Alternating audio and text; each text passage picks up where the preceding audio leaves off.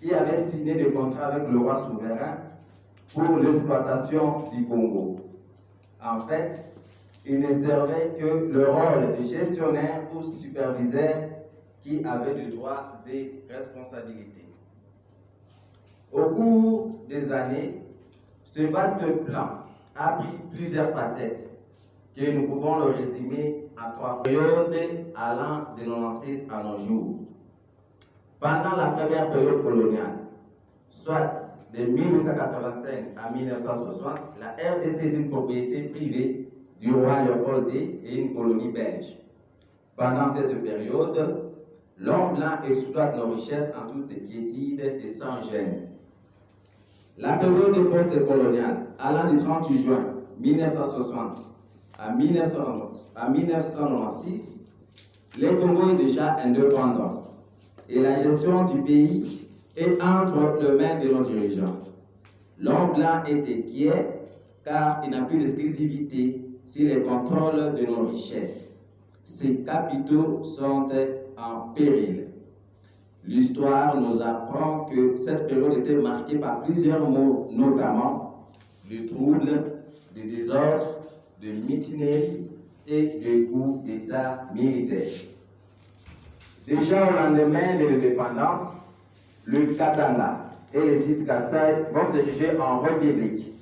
C'est la sécession kassaïenne du 8 août 1960 au 30 décembre 1961 sous Albert Kaloji et la sécession katangaise du 11 juillet 1960 au 15 janvier 1963. Patrice Emery Lumumba sera assassiné.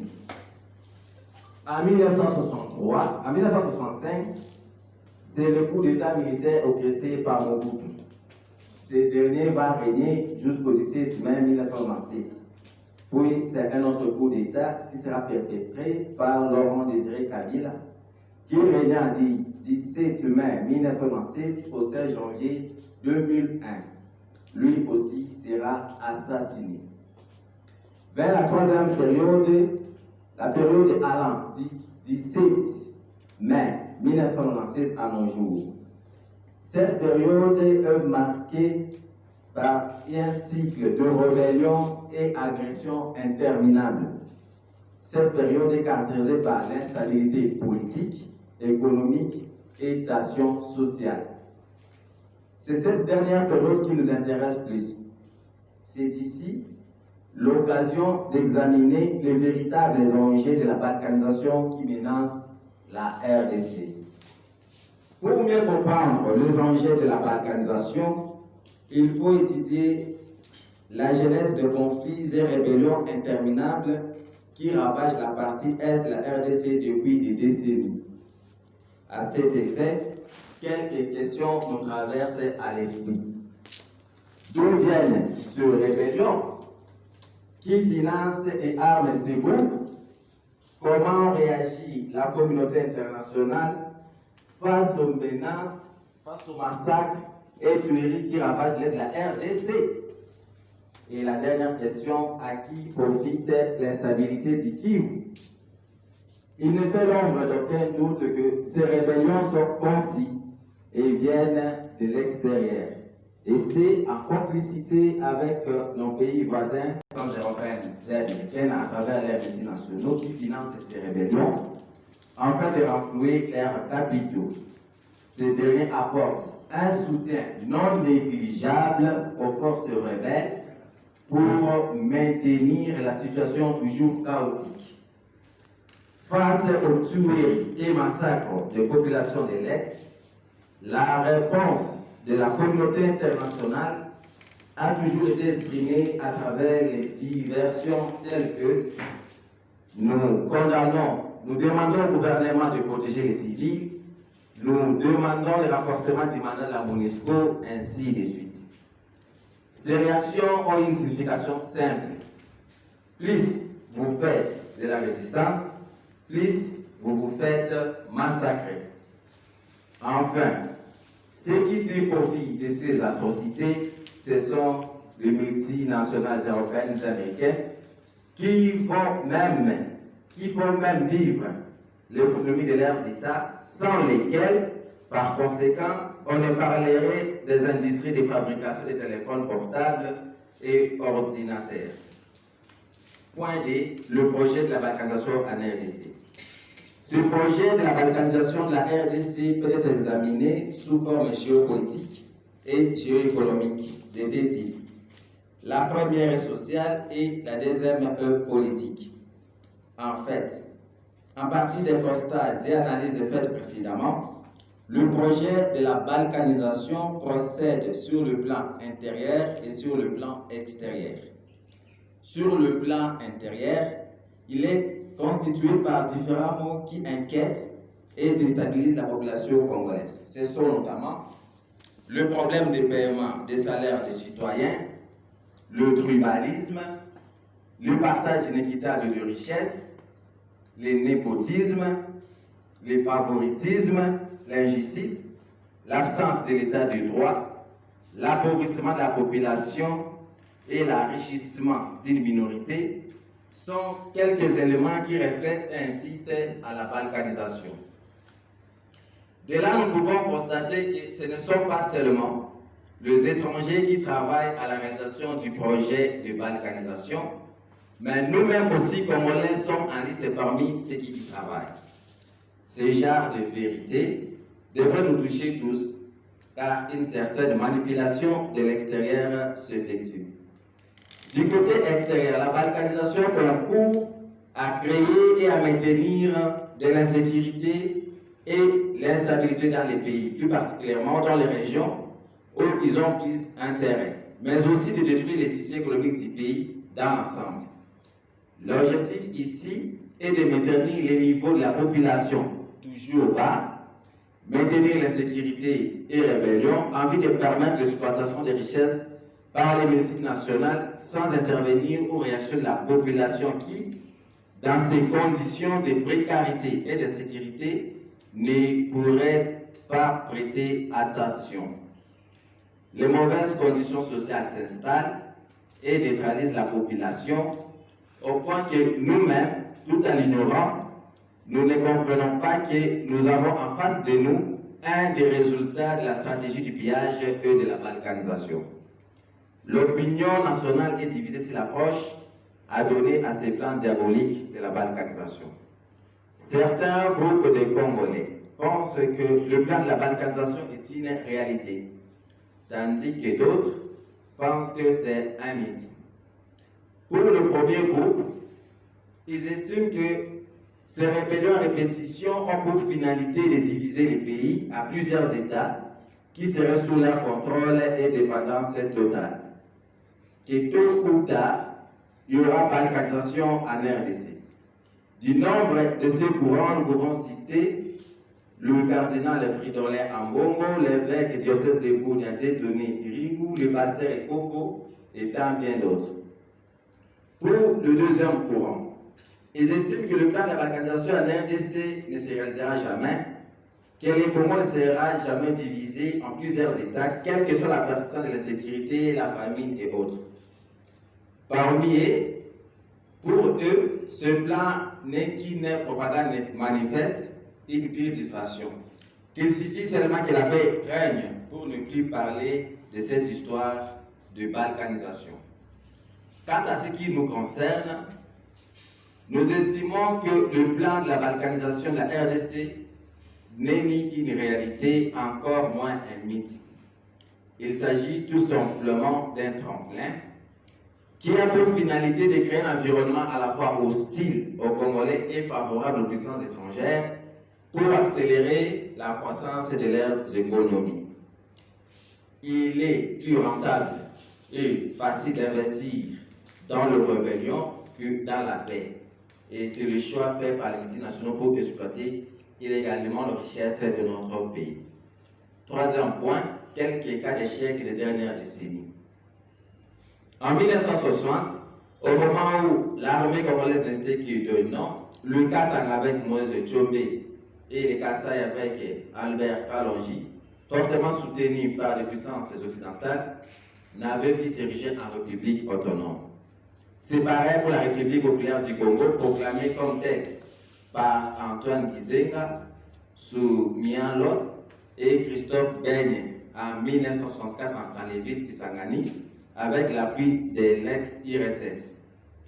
De 1996 à 2003, la RDC fait face à une série de rébellions, conflits armés sans précédent. Ce sont notamment le Rassemblement des Congolais pour la démocratie, RCD, de Wamba Tiawamba Zaïd Ngoma, le docteur Émile Ilunga, Onosumba et enfin Zara Serubewa, sous le label du Rwanda. Le mouvement de libération du Congo, MNC de Jean-Pierre Bemba, sous celui de l'Ouganda, et d'autres couches de rébellions soutenues par Antipas Moussanyamousi, Roger Lubala et tant d'autres. La RDC avait momentanément éclaté en plusieurs républiquettes avant de se réunifier à la faveur du dialogue intercongolais à Sun City, en Afrique du Sud. Dans les annales se trouvent également les épopées sans lendemain du général Laurent Kunda, du colonel Mutegoussi et du colonel Sultani Makenga. Plus récemment encore avec la fameuse République du Kivu. Toutes ces tentatives n'ont jamais abouti. Point 4. Cause d'échec de la balkanisation. Face à la théorie de la balkanisation de l'Est de la RDC qui fait son puissant combat dans le débat public depuis quelques jours, des historiens se rappellent que depuis leur indépendance, aucun agenda de partition du pays n'a jamais réussi. La fibre patriotique et la surveillance citoyenne ont toujours constitué des obstacles à tous ceux qui se sont ou se seraient lancés dans une quelconque tentative d'occupation des terres congolaises au profit des multinationales. Ce bétonnage du patriotisme dans l'âme de chaque Congolaise et Congolais, en dépit de leur adversité et leur divergence d'opinion, est le principal obstacle à la balkanisation de la RDC. En effet, quelles que puissent être leurs divergences politiques, sociales et autres, les Congolais de pure souche n'ont jamais envisagé l'hypothèse d'un Congo éclaté en plusieurs micro-États, comme c'est déjà arrivé hier au Soudan et peut-être demain en Somalie. Qu'elles mettent des armes ou de l'argent à leur portée, tous ceux qui s'identifient comme citoyens de la RDC ne rêvent qu'une chose: vivre éternellement dans un État uni. Il y a lieu de rappeler que le pasteur Ekofo, dans son homélie au vitriol prononcé en janvier 2018 dans la cathédrale cinquantenaire protestante, à l'occasion d'un culte, d'un hommage aux héros nationaux, Lumumba et Kabila, avait martelé que même si ces pays faisaient l'objet d'une longue occupation par les forces du mal, ils finiraient par être libérés par les arrière-petits-fils des contemporains d'aujourd'hui. Même son des cloches du côté de l'évêque diocèse de Bunia, Tétoni Irungi, qui dans une homélie a appelé les Congolais à la vigilance pour barrer la route aux ennemis de la nation qui cherchent à balkaniser la RDC. Le point 5, mécanisme pour empêcher la balkanisation à la RDC. Fort de leur sentiment d'appartenir à une nation qui devrait rester éternellement indivisible, le patriote congolais devrait, comme par le passé, engager dès à présent une lutte sans merci contre le traite interne pour empêcher la balkanisation en RDC. Il doit être du devoir de tous et de chacun de surveiller les faits et gestes d'éléments suspects au sein de la classe politique nationale, des institutions nationales provinciales de la République, de l'armée, des services de renseignement, du monde des affaires, ainsi de suite. Cette surveillance citoyenne est vivement souhaitée, notamment sur la ligne de front, pour préparer en faveur de nos forces armées le lit de la victoire finale sur les forces du mal, bannir le tribalisme, le népotisme, l'injustice, favoriser le partage équitable de nos richesses, de même que dans les responsabilités des tâches dans nos institutions. Avec l'installation de l'état-major avancé des FARDC au Nord Kivu et les garanties d'appui de la MONUSCO, il ne manque que l'accompagnement total et s'insère les citoyens pour traquer et mettre hors état de nuire les traites qui planifient le coup pourri des forces négatives internes comme externes. J'ai dit je vous remercie.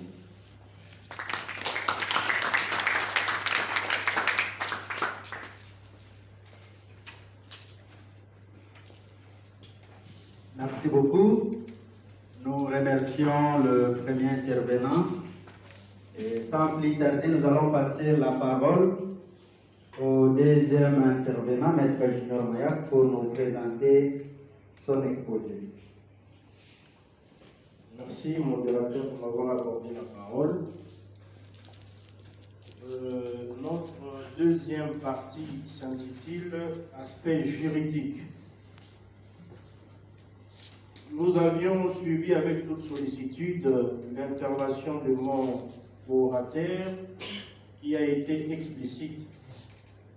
La question de la balkanisation de la RDC étant sujet à la haine, il fait couler beaucoup d'encre et de salive, car beaucoup en ont fait des articles. La plupart des gens qui réfléchissent sur cette question sont d'avis que les premières tentatives de la balkanisation datent de 1960.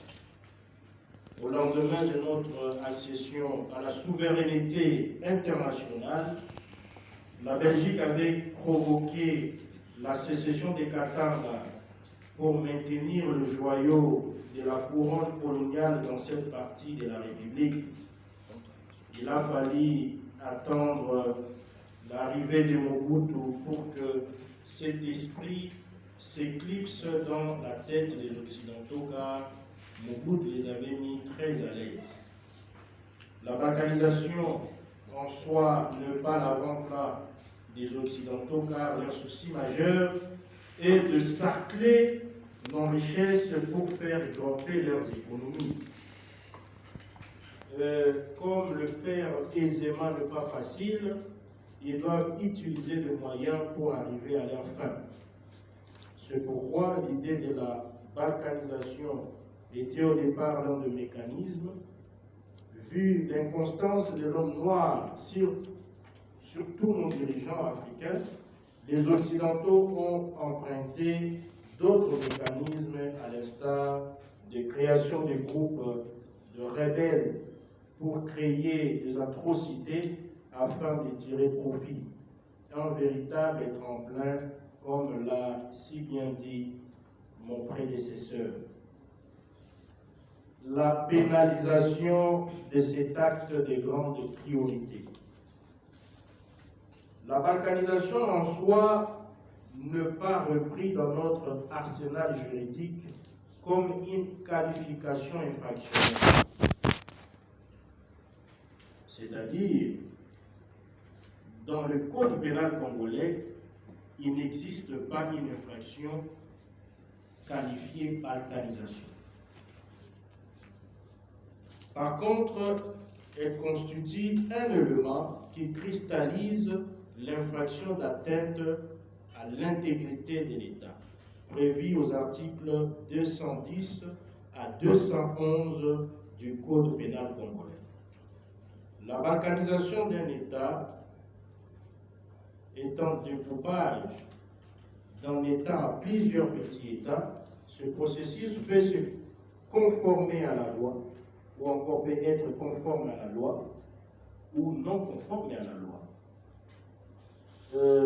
L'article 214 de la Constitution, à son alinéa 2, prévoit même des cessions de quelques portions même des territoires qui doivent se faire par l'accord du peuple et par voie de référendum. Et il existe de cession ou encore de balkanisation telle que mon co-débatteur vient de le dire, qui se fait par un groupe de nationaux qui sont impulsés par les Occidentaux, un plan machiavélique tel que mon prédécesseur venait de le dire. Ça, c'est une sorte de balkanisation qui n'est pas conforme à la loi.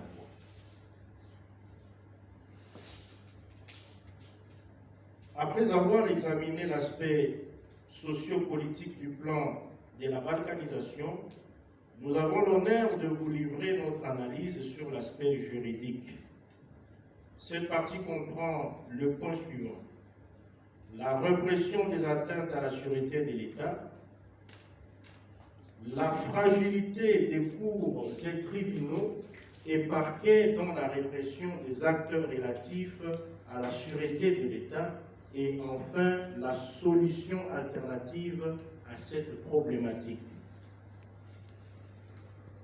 De la répression des atteintes à la sûreté de l'État. Le législateur congolais sanctionne une série d'actes qui mettent en cause la sûreté de l'État, qui mettent en jeu la vie même de l'État. Ces divers actes peuvent constituer l'atteinte à la sûreté de l'État.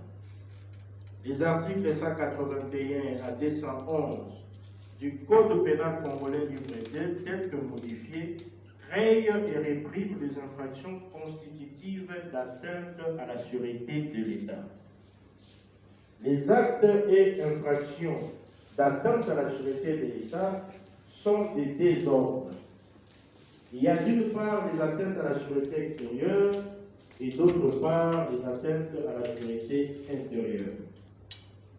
Des actes ou infractions constitutives d'atteinte à la sûreté extérieure de l'État, on distingue la trahison, l'espionnage, ainsi que les autres atteintes à la sûreté extérieure de l'État. Parmi les atteintes à la sûreté intérieure de l'État, on distingue l'attentat et le complot contre le chef de l'État, les attentats, les complots et les autres infractions contre l'autorité de l'État et l'intégrité du territoire. Les atteintes et complots tendant à porter le massacre, les dévastations ou les pillages, la participation à des bandes armées, la participation à un mouvement insurrectionnel et les autres atteintes. Les poursuites contre l'atteinte à la sûreté de l'État sont enclenchées conformément au code pénal tel que modifié et code de l'organisation, fonctionnement et la compétence judiciaire. La Cour de sûreté de l'État, autrefois l'instance compétente, telle qu'il ressort de l'article 96 alinéa 1er de l'ordonnance loi numéro 82/020 du 31 mars 1982 portant code de l'organisation et de la compétence judiciaire telle que modifiée. Cette juridiction a été supprimée ou dissoute. Étant donné que la Cour de sûreté de l'État a été dissoute, les infractions qui relevaient de sa compétence tombent dans les règles du droit commun des compétences. De la fragilité des cours et tribunaux et parquets dans la répression des actes relatifs à la sûreté de l'État. Au terme de l'article 149, aux alinéas 1er et 2e dispose ce qui suit. Le pouvoir judiciaire est indépendant du pouvoir législatif et du pouvoir exécutif. Il est dévolu aux cours et tribunaux qui sont la Cour constitutionnelle, la Cour de cassation, les conseils d'État, la haute cour militaire, ainsi que les cours et tribunaux civils et militaires. Fort est de constater que les cours et tribunaux congolais sont démissionnaires quant à ce qui concerne la poursuite des auteurs de ces atrocités, faute de moyens et outils adéquats pour mener et organiser de telles procédures qui souvent nécessitent beaucoup de moyens financiers et logistiques. Que curieusement, les autorités politiques ne mettent assez de moyens financiers adéquats pour une meilleure administration de justice pour pallier à cette situation qui, du reste, est déplorable. Bien au contraire, le gouvernement central a tendance à négocier avec le belligérant pour espérer obtenir désespérément la paix, avec toutes les conséquences possibles en adoptant des lois d'amnistie en leur faveur. Dans ces conditions, la justice étant fragilisée, plus rien ne freine les ambitions des ennemis de la nation de porter les armes contre le pays, le déstabiliser afin d'espérer obtenir une négociation avec le pouvoir central et trouver sa quote-part dans la gestion de la res publique. Solution alternative. Pour pallier à une situation qui du reste la moins chaotique, la solution serait de créer une juridiction pénale internationale à l'instar du TPIR pour les génocides rwandais. Une juridiction ad hoc de cette portée permettra sans doute une poursuite pénale aussi rapide qu'efficace dans la mesure où le personnel judiciaire sera suffisamment outillé pour réprimer en toute équité le présumé coupable de ces atrocités. Un autre avantage serait la proximité. Dans ces contextes, le procureur aura plus de facilité pour enquêter car il sera plus proche de la scène de crime et de victimes. Il en sera de même pour recueillir certains témoignages. Telle serait, à juste titre, la solution idoine pour mettre hors d'état de nuire tous les malfrats des grands chemins et restaurer la paix sociale, la tranquillité et la cohésion. Conclusion. La RDC est un pays qui fait l'objet de plus grands complots internationaux jamais montés contre un autre pays de la planète. Ces grands pays riches au cœur de l'Afrique a une histoire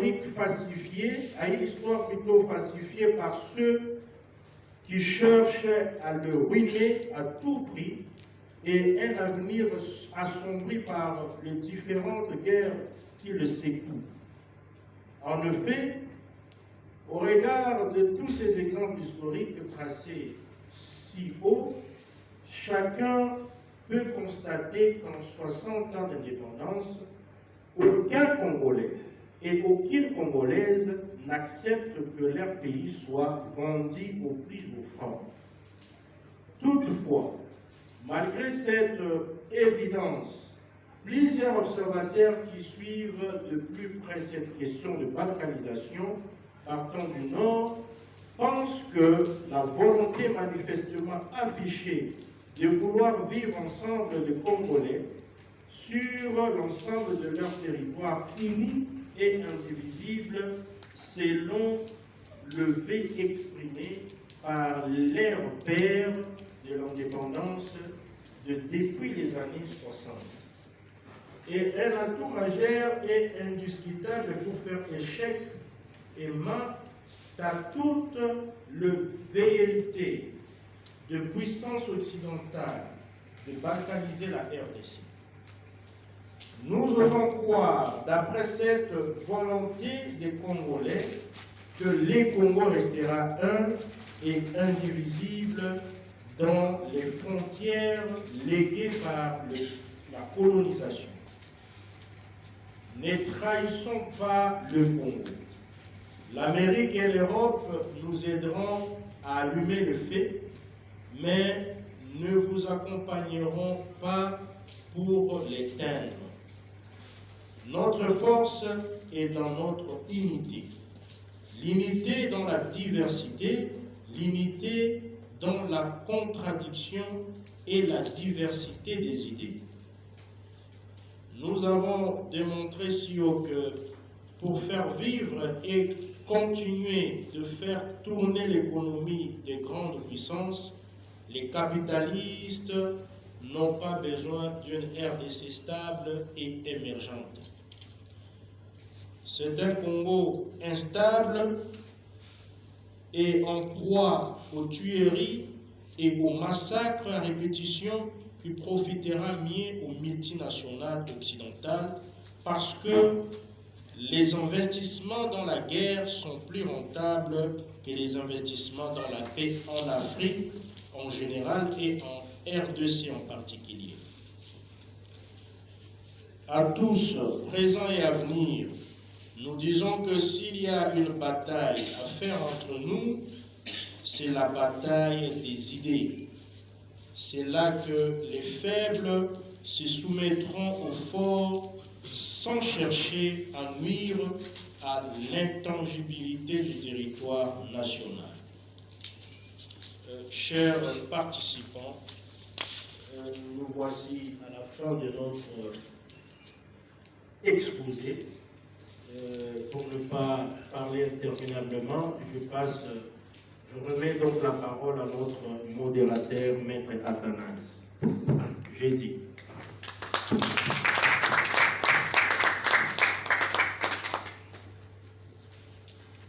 Voilà, nous venons de suivre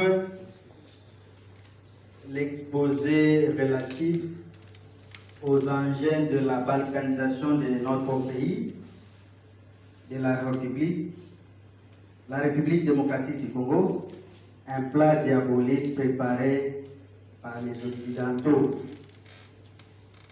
Nous avons suivi l'aspect sociopolitique, également l'aspect juridique, et je crois que nous pouvons déjà avoir une idée par rapport à cet exposé que nous venons de suivre. Et s'il faut faire un petit récapitulatif, on peut dire que sur le plan sociopolitique, le premier intervenant a essayé de nous montrer que le plan de la balkanisation ne date pas d'aujourd'hui. C'est depuis l'époque coloniale que notre État, on peut dire notre colonisateur, cherchait déjà à faire diviser ces pays. Mais plus tard encore, nous allons voir à 1960, avec Kalon Joseph Kassai, Moïse Tshombe à 1963 au Katanga. Mais ce qui est d'actualité, c'est le Kivu qui ne cesse d'être menacé jusqu'à ce jour. D'ailleurs, si vous avez été vigilant avec moi, le 30 juin, nous avons vu des drapeaux qui circulaient au Kivu pour dire la République du Kivu. Voilà un peu, nous allons dire que c'est une réalité cette balkanisation. Est-ce qu'on veut diviser notre pays? On se demande cette question. Faut-il pour quitter Kisangani aller à Goma, avoir un passeport, trouver le visa, sinon le laisser passer comme CPG pour traverser au Rwanda? Voilà un peu sur le plan sociopolitique. Le premier intervenant a essayé de nous démontrer ce plan diabolique, puisque généralement, lorsque nous constatons, lorsque nous observons, nous allons voir que c'est quelque chose qui vient de l'extérieur. C'est l'extérieur qui finance tous ces projets-là. Et sur le plan juridique, il y a Maître Junior Mayaka, notre deuxième intervenant, qui nous a dit d'emblée que le terme balkanisation, vous allez fouiller dans le code pénal, vous n'allez pas le retrouver comme étant une infraction.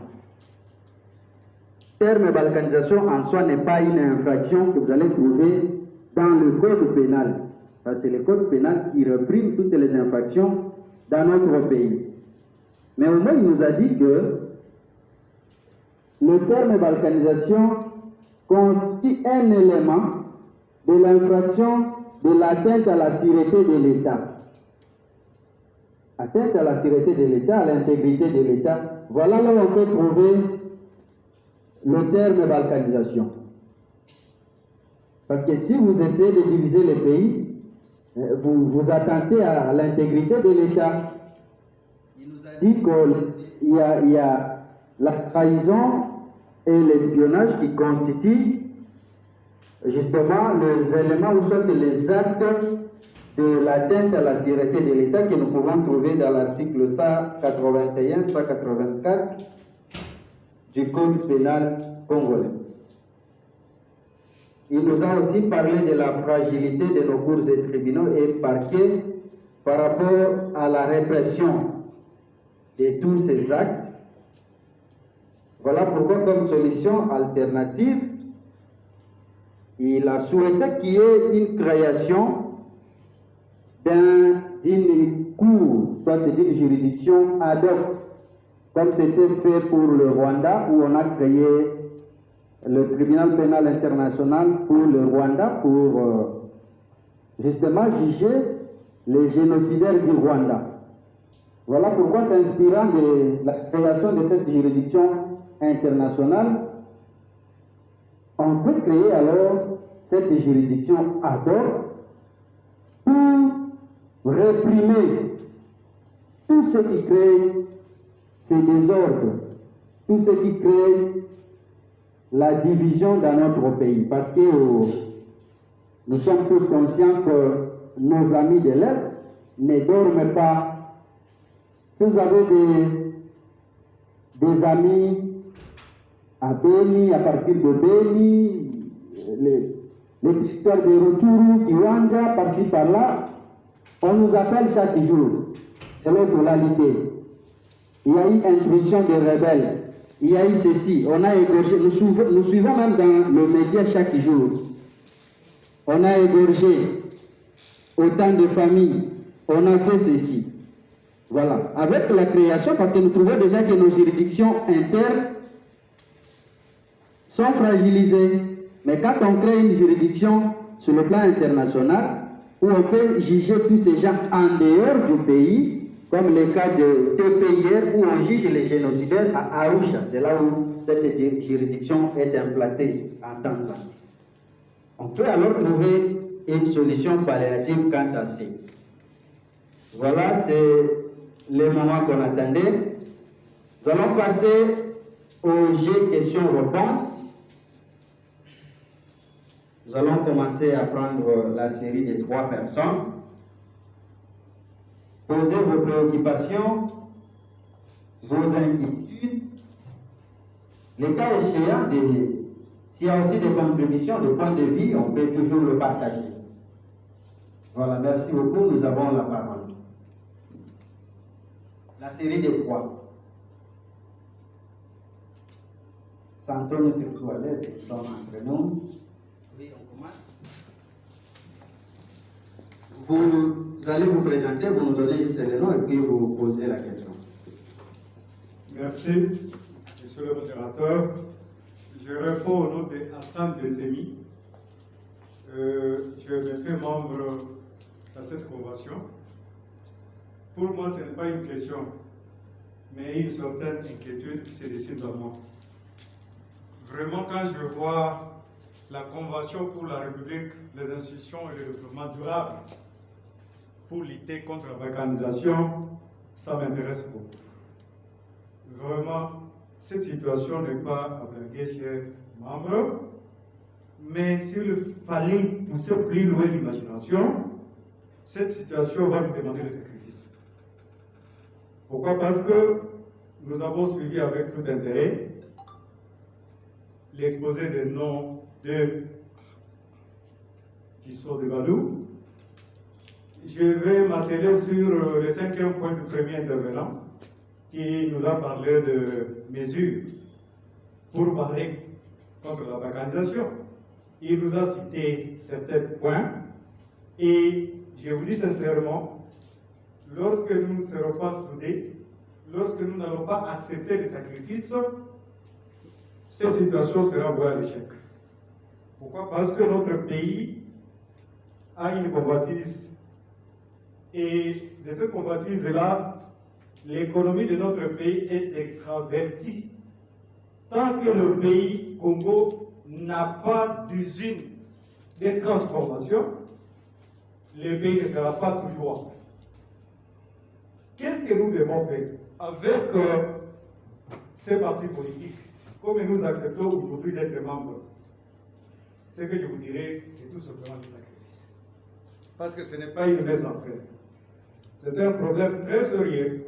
Si aujourd'hui, parce qu'il y a 2 matins, quand j'ai suivi par le bas des ondes, il y a un monsieur dont j'ignore, qui nous parlait qu'il est allé à l'extérieur de notre pays, en Allemagne, et il a été surpris de constater que sur la carte géographique, notre pays est déjà divisé en 4 États. J'ai été surpris, j'ai sursauté même sur ma chaise. Ça m'a effrayé. Et je me suis dit, mais ça c'est grave. S'il faudrait que le pays soit déjà divisé de cette manière-là. Mais qu'est-ce que nous devons faire en tant que Congolais? Est-ce que nous allons accepter cette division alors que le pays est appelé à être indivisible? Voilà, c'est une occasion pour nous aujourd'hui. Comme nous sommes membres déjà de ces partis politiques, engageons-nous.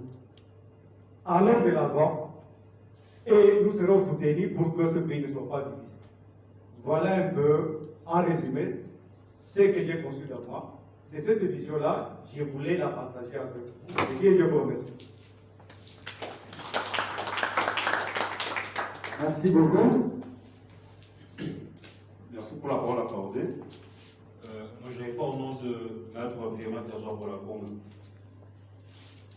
Avant de lui poser ma question, je ne sais pas, monsieur l'orateur, si vous allez me permettre d'élever 4 questions. Il faudrait que j'en choisisse quelques-unes parmi mes 4 questions. Les plus importantes surtout. Donc, combien au total? Les plus importantes, et si toutes les 4 étaient très importantes, ça serait tout un problème. Merci. Avant d'y arriver par rapport à la question, je tenais de prime abord à féliciter les orateurs pour leur exposé ex-cathédre qui était vraiment riche. J'ai compris qu'ils ont fouillé pour nous donner un exposé de qualité. Mais ma contribution, avant d'y arriver par rapport aux questions, vous semblez plutôt insister sur les causes externes. Moi, je pense tout à fait le contraire. Pour moi, c'est la situation socio-politique de la RDC, entre autres la misère galopante, le manque de débouchés, donc le manque d'emploi, qui rendrait propice la matérialisation de ces risques de balkanisation. Parce que si le pays est développé, comme l'a dit tantôt le premier intervenant, qui est fondé le dire le papa de l'orateur, plutôt du modérateur, là c'est bien dit, notre économie est extravertie, est tournée vers l'extérieur. Et pas plus tard que la semaine passée, je pense que je suis sur la France 24, qu'on a importé pratiquement 80% des denrées alimentaires que nous consommons en RDC. Et pour passer à la première question, la voici. Y a-t-il des sérieux risques de balkanisation de notre pays du moment où vous affirmez que c'est un tremplin? Est-ce que ce n'est pas une antithèse à votre exposé des faits? Parce que vous dites qu'il y a balkanisation, et ces balkanisations, tantôt vous assurez que c'est un tremplin, c'est-à-dire que les gens utilisent ce risque-là pour accéder au pouvoir. Est-ce que ce n'est pas une antithèse à votre exposé? La deuxième ou seconde, je ne sais pas, je parle de deuxième. La deuxième question, comment conciliez-vous la balkanisation avec les prescrits de l'article 204, plutôt 214, in fine de la Constitution? Comment pouvez-vous la concilier? Et puis enfin la troisième, vous m'arrêtez là. Donc quels seraient alors les remèdes pour prévenir ces risques de balkanisation qui compromettraient davantage la stabilité de la RDC? Merci. La troisième question. Oui.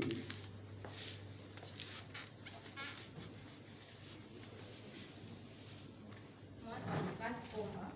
Je suis avocate. J'ai des petites préoccupations. La première s'adresse au maître Cédric.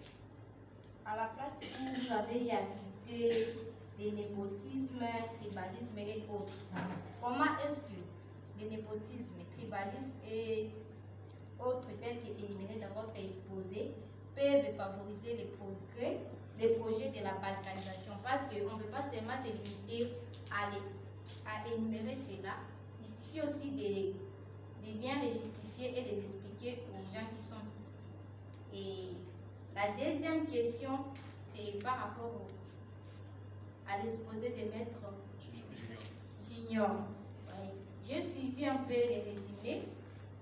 Et à la place de la juridiction, quand vous avez proposé qu'on puisse créer une juridiction internationale pour lutter contre la balkanisation, est-ce que vous êtes sûr qu'en les créant, il y aura un changement? Parce qu'on a assisté dans notre pays, la RDC est parmi les membres de la CPI, mais ce qui est étonnant est que ces dirigeants n'ont pas cette volonté-là de pouvoir livrer les gens qui commettent des infractions, des crimes internationaux au niveau de la Cour pénale internationale. Merci. Merci beaucoup. Nous allons donner la parole aux deux intervenants.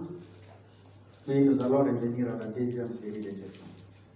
Je crois que chaque intervenant s'est retrouvé par rapport aux questions que nos participants ont posées. Sinon, nous commençons avec le premier intervenant. Merci beaucoup.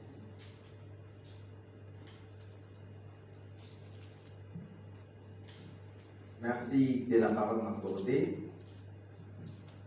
La première question, telle qu'est posée par Maître Trésor, qui consistait à savoir les sérieux risques de la balkanisation, si cela n'est pas une antithèse par rapport à ce que nous avions envisagé comme réponse, disant que la balkanisation, le plan de la balkanisation, la RDC était un tremplin.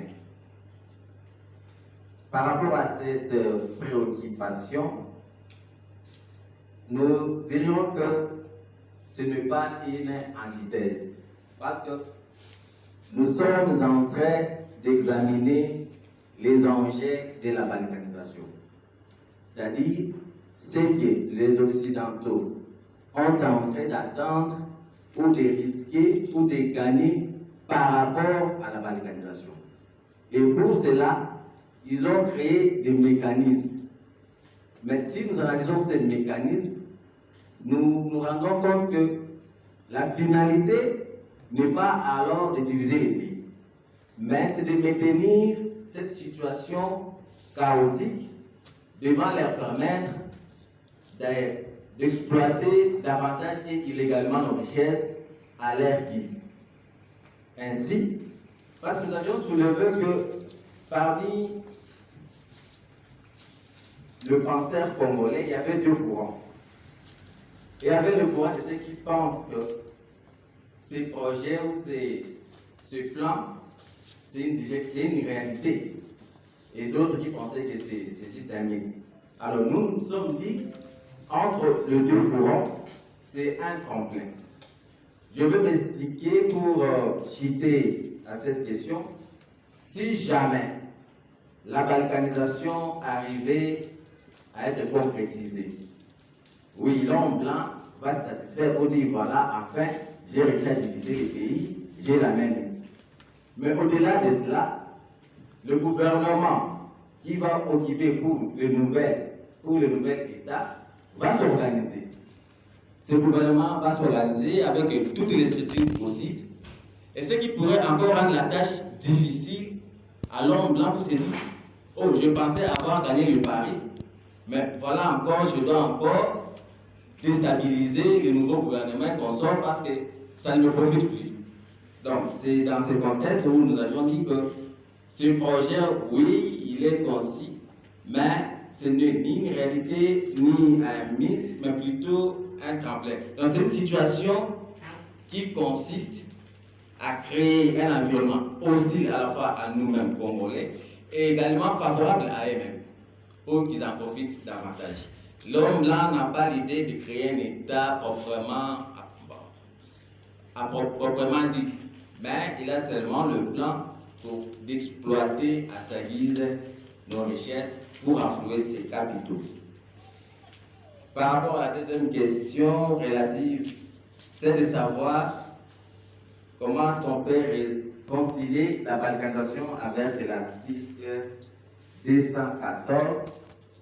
Je me réserve cette question parce qu'elle relève de l'aspect juridique et maître Junior Mayaka va y répondre. Sinon, je voudrais que vous repreniez le micro pour revenir sur votre troisième question parce que je n'ai pas bien noté. Et après, je vais répondre à maître Grace Komba. Je disais, quels seraient les remèdes pour prévenir ces risques de balkanisation qui compromettraient davantage la stabilité de la RDC? Oui, merci. Le remède, déjà, je l'avais tantôt énuméré dans mon exposé. Le remède, c'est au niveau interne.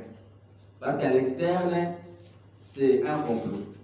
À l'interne, alors on doit être vigilant et prudent. Parce que c'est un plan déjà qui est monté et qui s'effectue déjà. Alors, pour faire échec à cela, nous osons croire au départ que l'essence du patriotisme, ce sentiment de vivre en commun pour un Congo fort et uni, c'est le meilleur remède. Mais aussi, il faut une certaine surveillance et une certaine restructuration dans l'armée et les services de renseignement. Parce que la sécurité ou l'intégrité territoriale dépend également de la défense. Au-delà de la population, de se souder comme un seul État, il faudrait également que l'armée soit à mesure de garantir une paix durable aux frontières de notre pays. Par rapport à la question de Maître Grace, elle voudrait savoir quelles sont, parmi les causes externes que j'avais citées, si cela peut empêcher à mener à la balkanisation. C'est pareil. C'était ça la question. Oui, justement, dans mon exposé, j'avais énuméré certaines causes internes qui pourraient comme ça nous amener à la balkanisation. Notamment la corruption, le partage légal des richesses, notamment le mauvais traitement des salariés.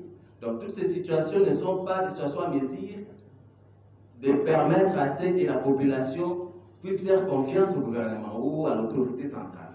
Parce que celle-ci n'est pas à mesure, je dirais, de satisfaire à leurs attentes ou à leurs besoins. Justement, si on n'y met pas trop attention, cette situation ou ces causes peuvent nous amener à une balkanisation.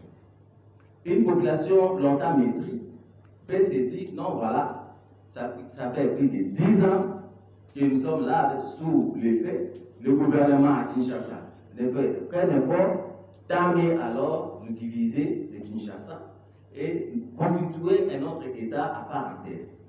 Donc, j'avais uniquement cité ces aspects-là à l'interne, mais ce sont des aspects auxquels on doit faire beaucoup attention, parce que si ces aspects ne sont pas bien gérés, ça risque de générer une véritable balkanisation.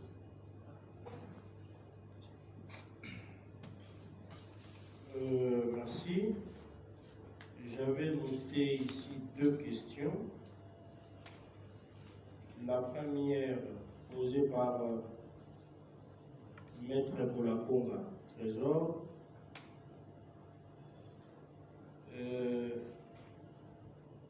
Il demande si on peut arriver à concilier ou à faire une démarcation entre la balkanisation et l'article 214 in fine de la Constitution. Et la deuxième question,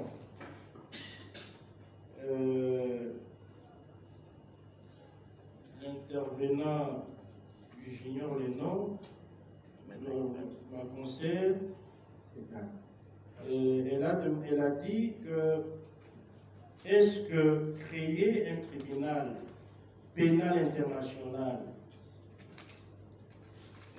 pourrait apporter solution à ces problèmes, parce que il y a des cas récents où nos dirigeants qui ont ratifié le statut de Rome, mais qui ne veulent pas, lorsqu'il y a des atrocités, ils ne veulent pas livrer le présumé auteur de ces faits. Par rapport à la première question de Maître Boulaponga, nous avions dit ici tantôt que la balkanisation, c'est, donc selon même les dictionnaires français, c'est un découpage d'un État en plusieurs petits États. Et nous avions dit que ce processus peut être légal ou non légal. Légal, c'est-à-dire, il est prévu par la Constitution, en son article 214, qu'une cession d'une portion de territoire peut être faite, mais le législateur a subordonné cette probabilité par un accord de peuple congolais et qui doit se faire par voie de référendum. Quand on parle de la cession, c'est-à-dire, comme la Constitution reconnaît la souveraineté au peuple congolais, lorsque le peuple accepte, par exemple, qu'une tranche de notre territoire national soit cédée, soit par un groupe de Congolais, ou que sais-je encore, ça doit se passer par voie de référendum.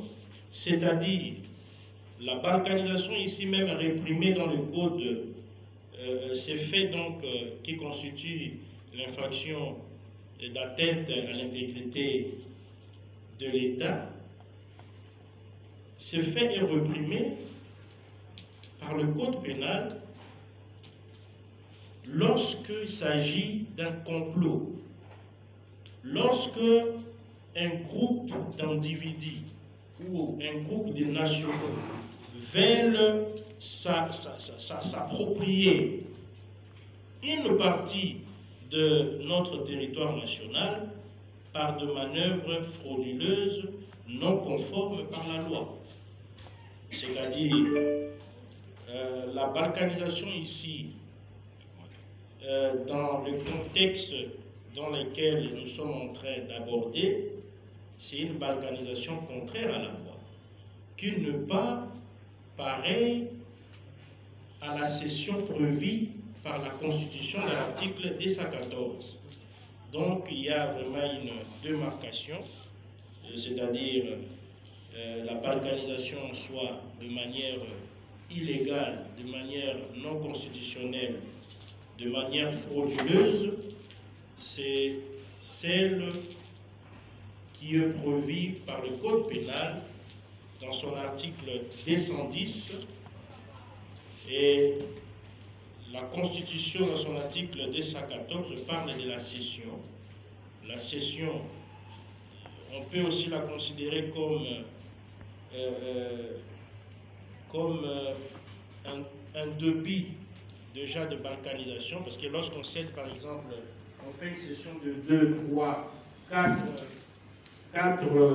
parties par exemple du territoire national, ça peut être considéré aussi comme une balkanisation.